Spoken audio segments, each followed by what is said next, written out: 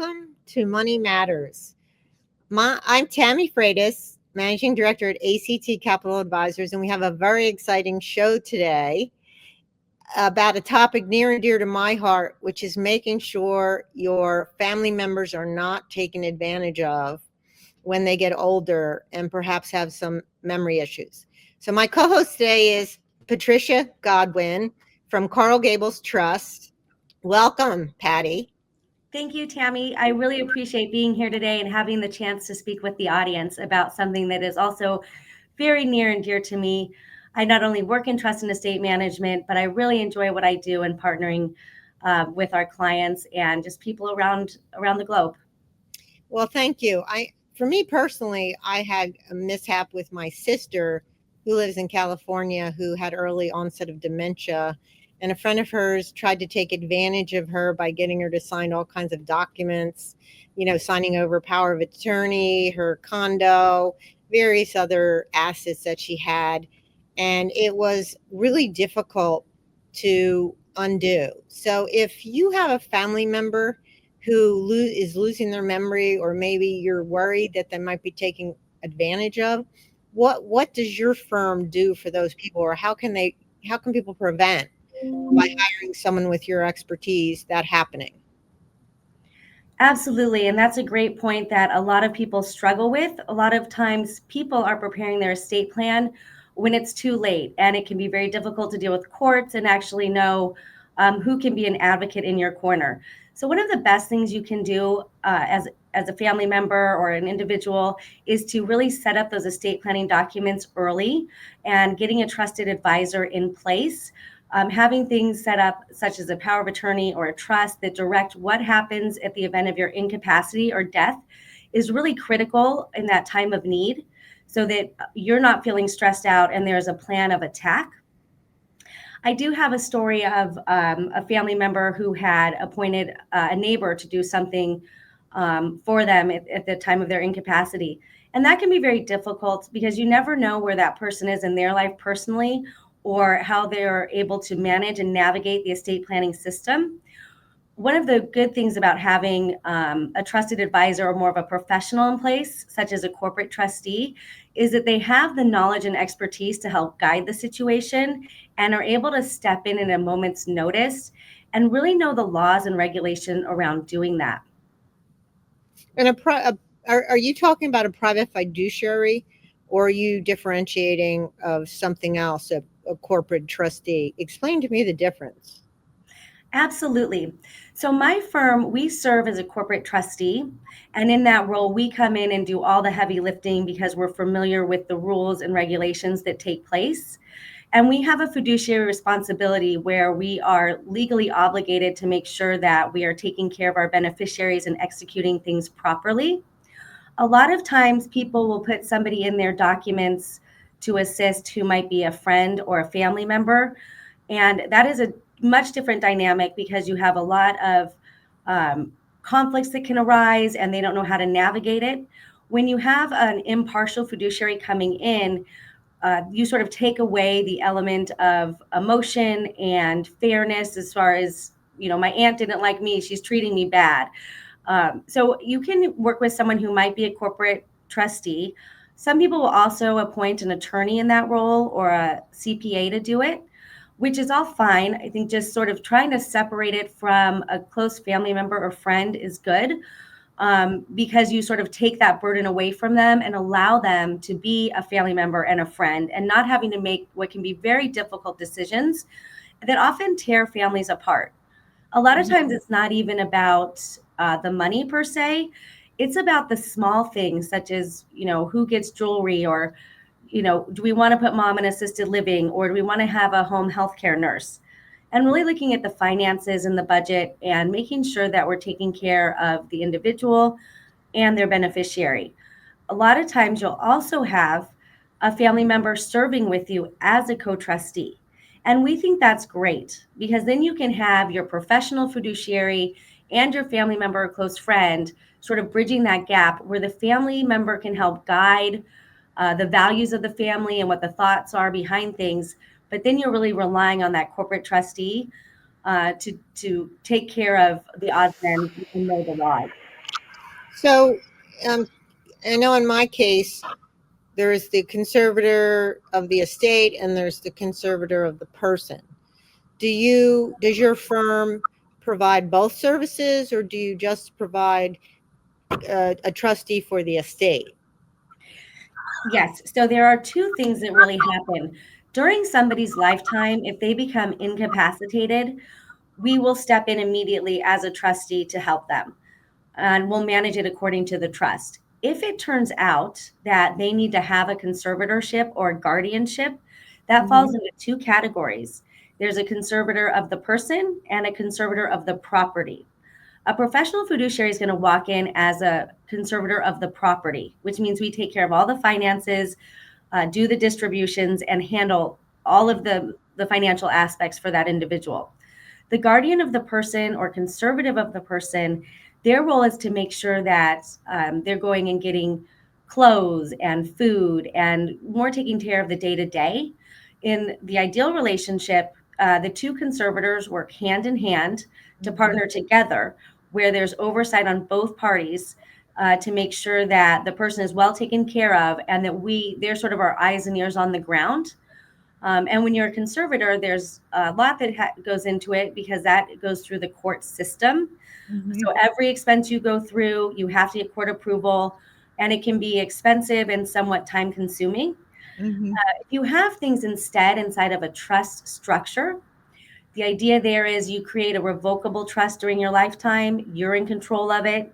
And then let's say something happens where you start to get dementia, or you just might say, look, I'm getting elderly. I want somebody to look after my finances. I don't feel um, as on top of my game as I used to.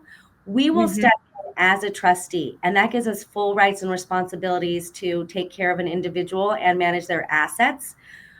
So you don't always have to have a conservatorship or guardianship. Hmm. That's typically when you have somebody who is not able to take care of themselves because they might be autistic or they were on drugs or something like that. Or We they try, have dementia. I was just gonna say, we try to stay away from a conservatorship if we can and rely on a trust document, but Hmm. that absolutely comes into play quite often. Hmm. Hmm. Okay, great. So, what I hear you say is it all starts with estate planning, setting up trust to both give you some flexibility. That's why you said the revocable trust, they can be changed. And if it turns out that things go awry, meaning I lose my memory, my friends start wanting me to do crazy things like, buy a house in Acapulco, the trust document says, whoa, we need to look at this extravagant spending and protect me. Is that what Mhm. I heard you say? Absolutely. That's absolutely right. I think the hardest thing for people to understand is what is a trust and what is an estate plan. I Hmm. speak that language all the time, so I know what it means. I think the first part is education and being able to speak to someone on layman's terms. Hmm. Um, you can go online and look stuff up, but it's sort of it can be very confusing because there's a lot of information out there. I think having an initial conversation with a trust and estate planning attorney is the first step in guiding you. So Hmm. they're going to set up really, there's about 5 key documents that you want to get set up, including your will, your living will, a healthcare proxy, a pre-need guardian, and a revocable trust. So Hmm. those are a nice basic starting point to make sure that if anything happens, your wishes are being taken care of. A lot of my clients say, even when they make their trust, they don't really understand what that means. So we get the question, if something happens to me, do you pay my bills? Will you get me a caregiver? The answer to all those questions is a good fiduciary will do all of those things for you. You really want to try to find a full service firm who has the breadth and knowledge of resources available. So we don't hire home health care um, workers for your house, Hmm. but we know people that do that. So we have vetted already companies and we oversee the process and make sure you're getting taken care of. We have all of your bills sent here and we make sure all the bills are paid. We look at your financial statements to make sure that nobody is taking money inappropriately. Mm-hmm. A lot of our clients will have their houses inside of a trust. And Mm-hmm. by doing that, we make sure property taxes are paid, your insurance is up to date, that the house is maintained. So the trust now is responsible for everything from landscaping to cleaning the pool, to making sure that it's taken care of. So what you're doing when you make that trust, at the time that it is a revocable trust and you're perfectly fine, you're 50 years old, you make a trust and it's sort of your backstop. If and when something happens, I want to have a plan in place. And we only step in the point where you can no longer serve as your trustee. Mm-hmm. And things change. So the people that you name in your documents and where you want your assets to go, that might very well change over time. And as a corporate trustee and also your trust and estate attorney, you want to really review your trust and estate plan about every 2 years. True story. My mother and I, she worked really hard on her documents. And when she passed away, I found out she didn't change her IRA beneficiary designations. Mm-hmm. For me, even being in that trust and estate business, you really want to have a good checklist about what is important to you and then making sure that nothing has changed. She even had her ex-boyfriend listed as a contingent beneficiary, Mm-hmm. which is something we know she didn't want. So a trust and estate plan is a living, working document. You don't want to just set it and leave it on the shelf. And if you don't understand it, definitely ask questions. That is what the attorneys are for, your accountant is for, your family members are for, Mm-hmm. to speak with them and say, would you even want this role of being a co-trustee? Do you know what that means? People sometimes set a plan and they'll say, oh, my niece is the most responsible person, so I'm going to put her into this role. But not understanding that, even, she might be a great doctor, but she doesn't understand anything about trust and estate management. Right. One of the best gifts you can do is really reaching out, even if into the unknown. I think educating yourself is the first part of it, and then getting a plan in place. I see a lot of times where a plan was not set up at all, and then you have your assets upon your passing going to individuals who you really didn't want them to go to, or even more so, we have a situation where we're into the biggest wealth transfer happening, where the baby boomers are going to be shifting their assets down. Mm-hmm. And a lot of the beneficiaries are not in a position to receive those assets in a responsible way. So when you have a professional fiduciary or a corporate trustee, they manage that according to the specific terms of the trust, so that really the beneficiary can't just blow through the money. Um, and you can really set your trust up for anything. You don't have to have one trust, and you can set up your trust different for different beneficiaries. Um, a lot of our clients, they have a really responsible child and they just want to give them their money outright at their passing. And then they have another child who isn't doing so well in life. And so they want their assets to be in trust and to be there for them in their life. When that happens, we will come in and execute the trust as written, and really be an overseer uh, firm to make sure that your wishes and goals are administered during your incapacity or upon your passing.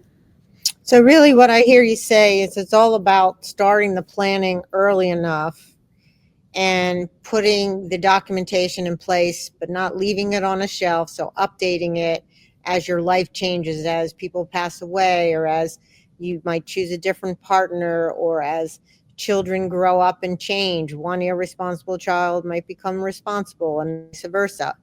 And so you, at the time that you're either incapacitated or pass away, things are ready to go and you're not granting people money that you don't want to get your money, or assets or property. Is that what you've said? That's exactly right, Tami. It's just about getting the plan in place, even in the unknown. It's good to get started. And the more you know, you'll start to educate yourself and have a plan in place. And it really does help your family members and friends that you're passing really understand where you were coming from and why you made certain decisions, without having to leave a lot of guesswork, and Mhm. just letting family members fight over assets, and my mother said I got the grandmother clock, and people fight over it. If you make out a really clear plan, it really can help the process. The other advice I would give is a lot of attorneys will do a boilerplate document. There's a lot of language that's court approved language, such as HEMS, which stands for Health, Education, Maintenance, and Support. That's pretty typical in a trust. That's the directive that you're given to do. But you should absolutely a boilerplate, really dig in with your attorney and let them know what your wishes and desires are, because and the more information you can provide to your trustee as guidance, the better job that we can do to act on your behalf.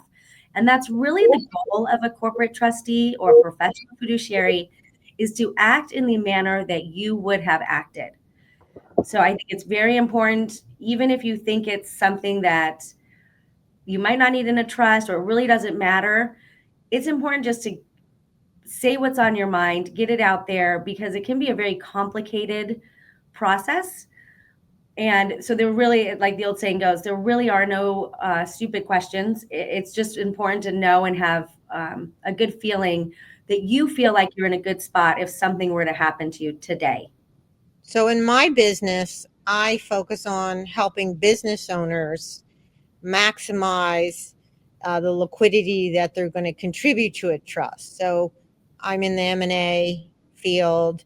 I help people who want to sell their businesses eventually because they don't have a successor or they don't feel comfortable with the potential successors. And so I go in and really, through a process similar to your process, get to know them, get to know their business, get to know their family members. So when we finally have a sale, as much money as possible can go into the trust. Does that make sense? Absolutely. And it can get very complicated when you have family businesses, and you don't know who wants to take over that business, what is going to happen to the longevity of it.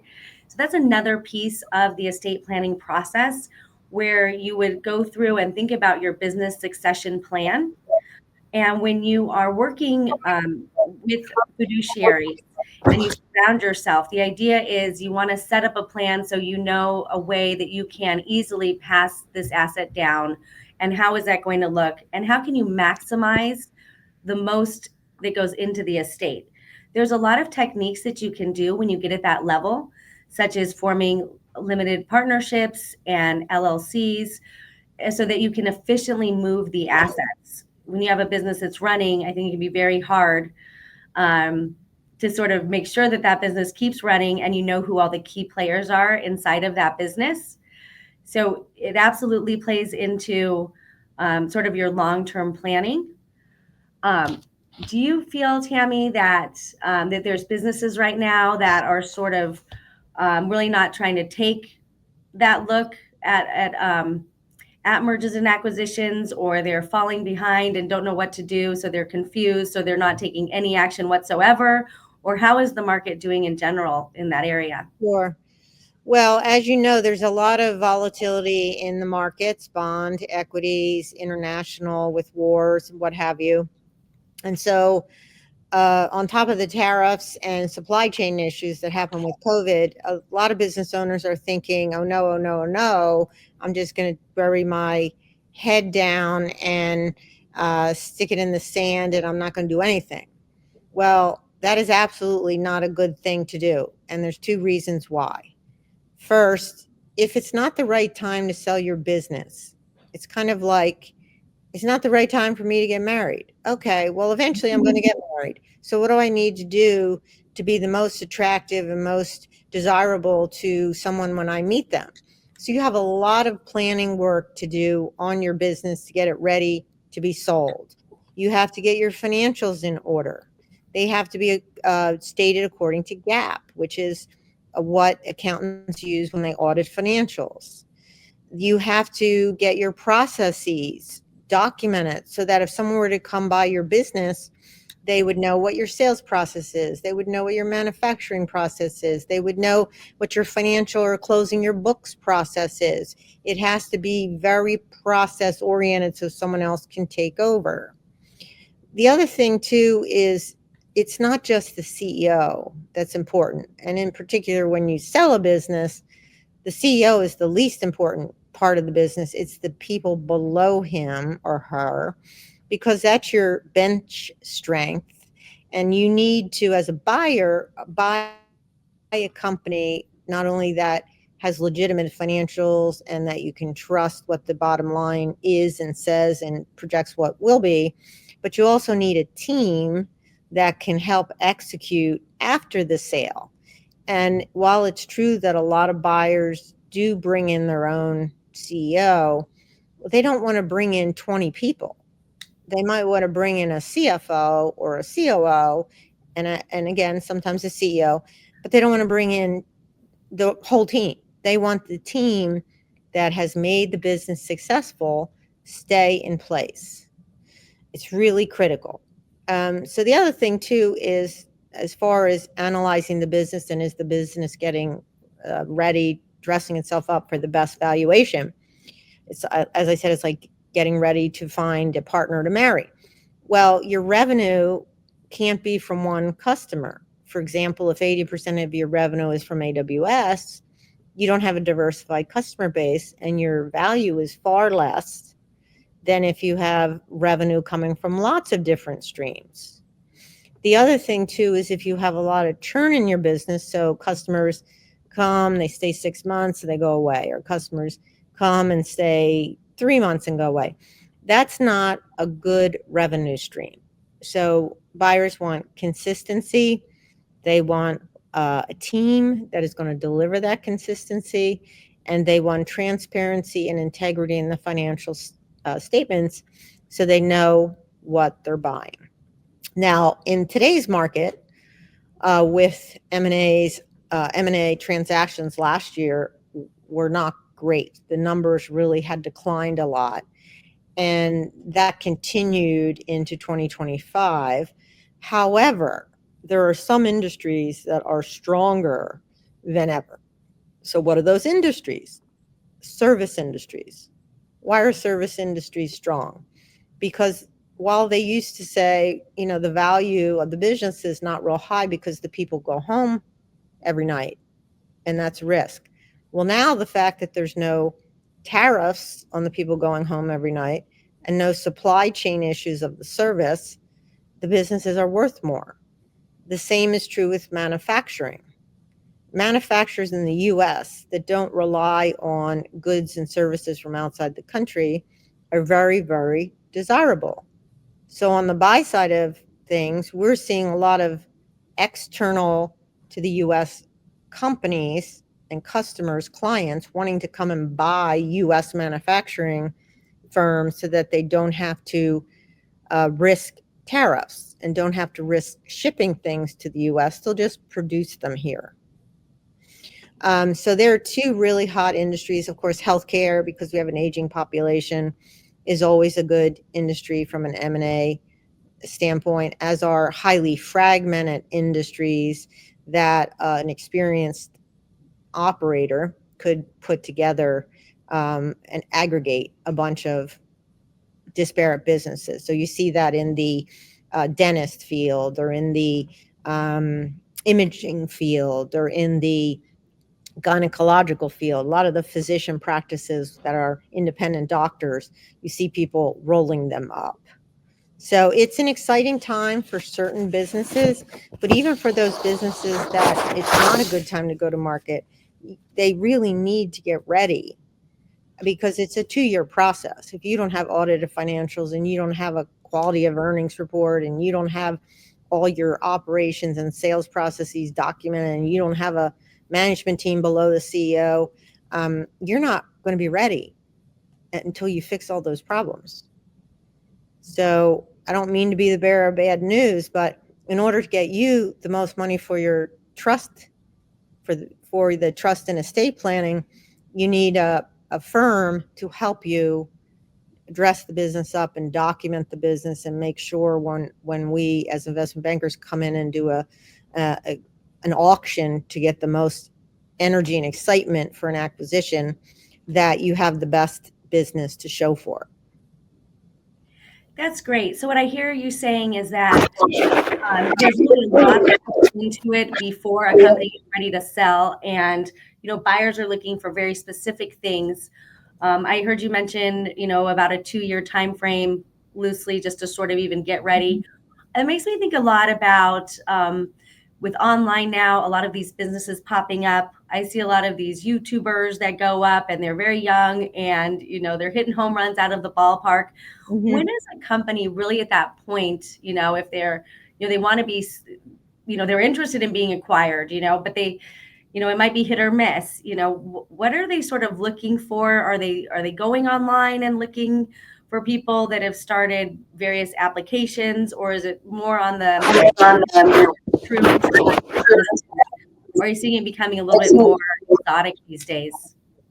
Well, most buyers or potential buyers will talk to accountants and lawyers and investment bankers to see if there's businesses that they might want to acquire. But before I go into that, I think we have a question from our audience. Walter Long from Philadelphia asked us, what is the prime rate and how is it used when providing credit? I'm sure you can answer that question, Patty. Absolutely. Yes, so the prime rate is set by the banks, and it is what banks lend each other money at. So when you go in to get a loan, what they're going to do is they're going to want to cover that prime rate plus something. And so based on how your credit is doing and what you're sort of looking to do, that sort of sets the minimum bar at the exchange that's going to happen, and then what the banks are going to loan you money at. Great, thank you. If you have a question that you'd like us to answer, here's how to send in your questions to Money Matters. You can have your questions answered on Money Matters. Please go to our website, money-matterstv.com. On our homepage, click on the banner on the right that says, Send us your questions. While you're on our website, you can find information about our host and guests, as well as show notes and links about this show and past shows. Money Matters is also available as a podcast on iTunes and Stitcher, so you can listen to Money Matters while you're on the go. That website address, again, is money, MONEY, -matters, MATTERS, TV.com. So please send your questions in. Our next guest is going to be Rick Ward, Chief Commercial Officer of Creo. We can't wait to interview Rick and see what he has to say about Creo.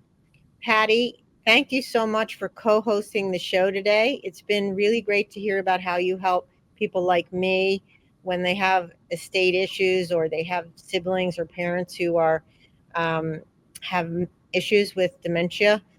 It's been a great show, and thank you for joining us. My name's Tami Fratis, and your money does matter to us.